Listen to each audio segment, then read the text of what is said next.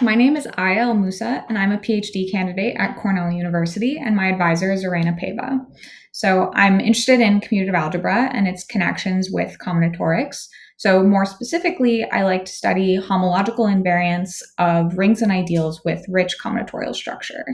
And one recurring theme in my work is square-free monomial ideals and ideals with square-free initial ideals. So one of my major projects has been my work with polarization. So this is all joint work with Gunnar Floistad and Henning Lohne. So the idea here is, given a monomial ideal, one can polarize it to a square-free monomial ideal that has all of the same homological invariance.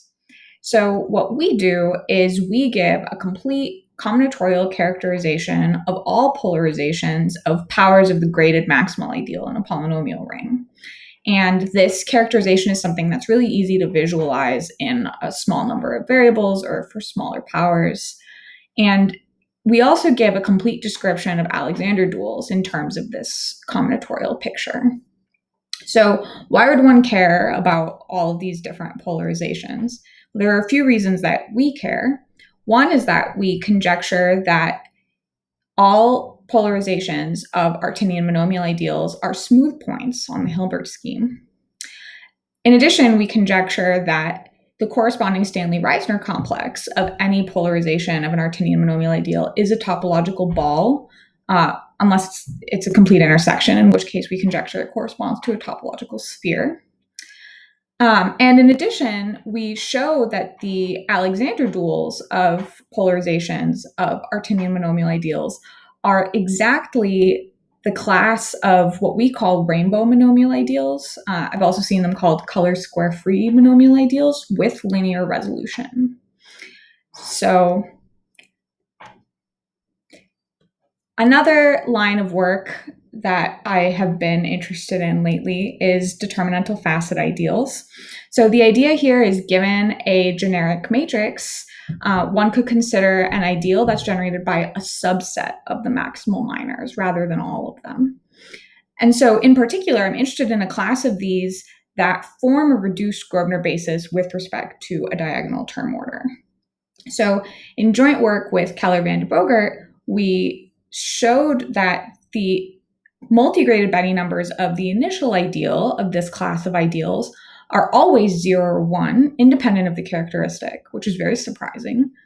And moreover, we're able to show that the standard graded Betti numbers of the initial ideal and the original determinantal facet ideal in this case coincide for all ij. And that's something really shocking. So we did this for the case when the size of the minors is greater than 2, and we also showed it for a large number of cases when the size of the minors is 2. And we also give explicit linear strand, explicit differentials for the linear strand of the initial ideal. And then in joint work with Quainwan Lin and Whitney Lisk, we also looked at Riesz algebras.